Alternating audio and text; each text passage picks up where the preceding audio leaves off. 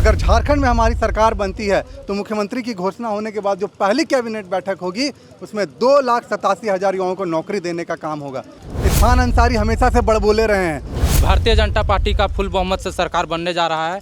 और उस व्यक्ति को कहेगा कि बाहरी है तो उसको पागलपना है ना कि मनोज चंद्रा जो है इसे कपड़ा की तरह पार्टी बदलते हैं। ये भारतीय जनता पार्टी में किसी का बपौती नहीं चलता है।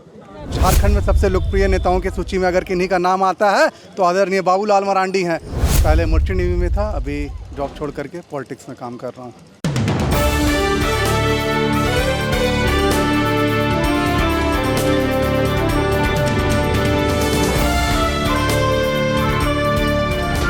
नमस्कार, मक्खन न्यूज़ देख रहे हैं आप। मैं हूं प्रवीण पांडे, सहयोगी राजवीर के साथ। आज सिमरिया में खास भीड़ है, बीजेपी कार्यकर्ताओं की भीड़ है और इस वॉर रूम में सारे कार्यकर्ता एक साथ जुटे हैं। मौका है, आज यहां पहुंच रहे हैं खास तौर पर कार्यकर्ताओं का हौसला बढ़ाने के लिए हेमंता विश्व शर्मा जी। और उसी बीच इस भीड़ में हमारे साथ हैं बीजेपी के युवा मोर्चा के अध्यक्ष, जिला अध्यक्ष। आइए इनसे बात करते हैं। सबसे पहले अपना परिचय दे दें हमारे कैमरे। जी, मेरा नाम हुआ सुमन सौरभ। वर्तमान में मैं भाजपा युवा मोर्चा का जिला अध्यक्ष हूँ। पहले मोर्ची नेवी में था, अभी जॉब छोड़ करके पॉलिटिक्स में काम कर रहा हूँ।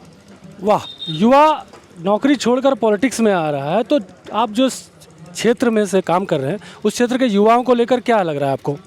आपने बिल्कुल ठीक कहा, नौकरी छोड़ करके पॉलिटिक्स में आना पड़ा क्योंकि झारखंड में अभी सबसे बड़ा कोई मुद्दा है तो नौकरी का है।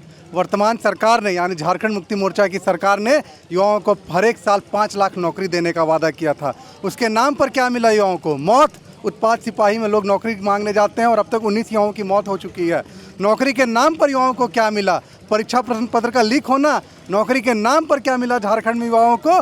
25-25 लाख और 30-30 लाख में सरकारी नौकरियों को बेच देना। जब ऐसी स्थिति सरकार की हो तो युवाओं को आगे आना ही पड़ता है और ऐसी जुल्मी सरकार के खिलाफ लड़ाई लड़नी ही पड़ती है। जुल्मी सरकार कह रहे हैं, तो आप जब जीतने वाले हैं, मान लिया जाए जीत गए आप, तो मुख्यमंत्री चेहरा किसको मान रहे हैं? आपकी पार्टी से कोई अभिलान?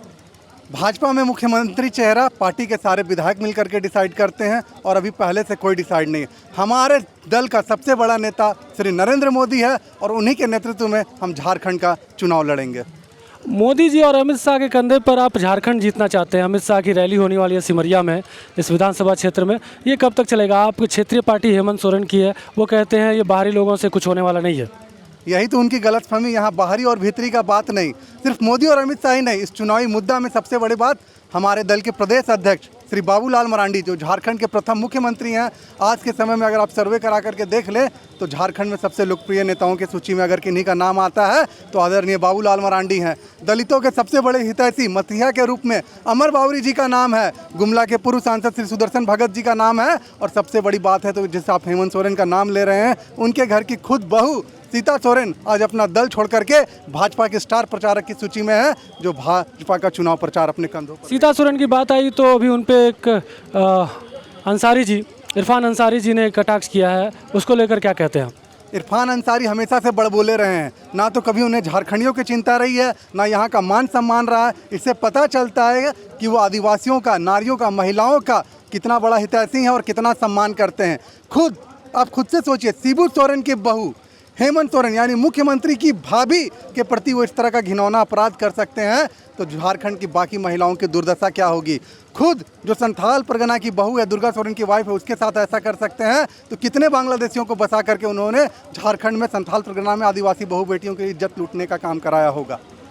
चलिए, ये हमारे साथ भाजपा के जिला युवा के अध्यक्ष हैं, जिला युवा मोर्चा के अध्यक्ष हैं और साथ में और लोग हैं। आप कुछ कहना चाह रहे हैं, बताइए। जी, जिस प्रकार हेमंत सोरेन ने युवाओं के भविष्य के साथ खिलवाड़ किया है, उनका भविष्य को कुचला गया है। हेमंत सोरेन को हटाओ, झारखंड बचाओ को नारा गूंज चुका है और इस बार परिवर्तन होना निश्चित है।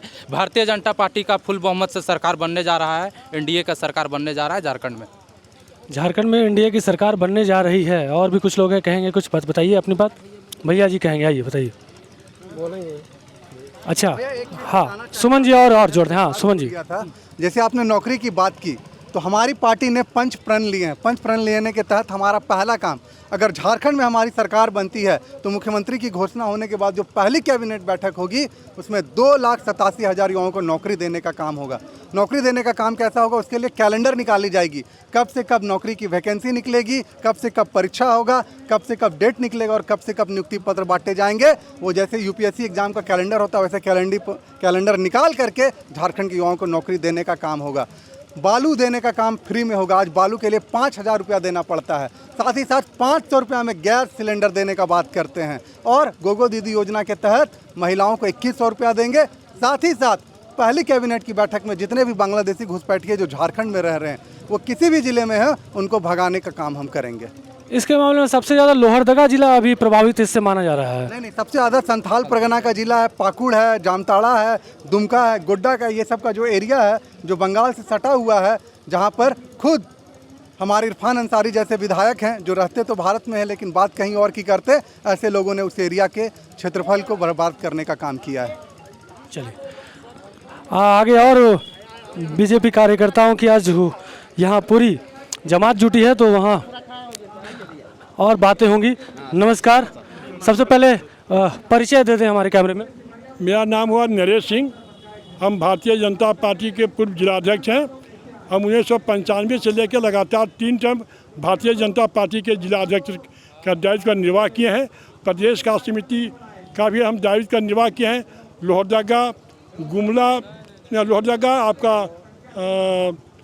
गढ़वा, देवघर का हम प्रभारी भी रहे हैं। अभी बात चल रही है फिलहाल में, मैं और पार्टियों के पास जाता हूँ, गांव में जाता हूँ तो उज्जवल दास को बाहर ही बता देते हैं कि ये वोट ही नहीं दे सकते सिमरिया विधानसभा में। इसको लेकर आपका अनुभव क्या कहता है? उज्जवल दास का जो कोई कहता है कि बाहरी है तो यह उसका पागलपना है। मैंने उज्जवल दास का खानदान, उज्जवल दास के पिताजी जनता पार्टी के सरकार में 2.5 साल विधायक के रूप में सिमरिया विधानसभा का नेतृत्व किया।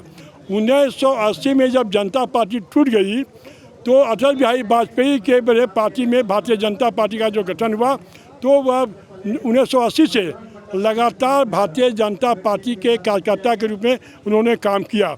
और 1980 से लेकर 90 तक जिस प्रकार से संघर्ष किया सिमरिया विधानसभा में, जो सिमरिया विधानसभा कम्युनिस्ट और कांग्रेस का गढ़ था, उस कम्युनिस्ट और कांग्रेस का गढ़ को तोड़ने का काम किया तो उसका नाम है उपेंद्र नाथ दास है।